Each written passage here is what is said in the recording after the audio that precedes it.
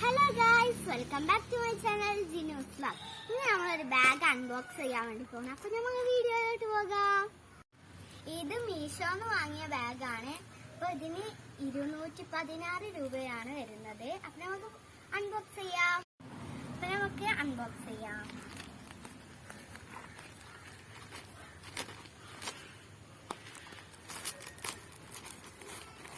അപ്പൊ ഇതാണ് ബാഗ്. യൂണിക്കോണിന്റെ ഒരു അടിപൊളി ബാഗാണ്.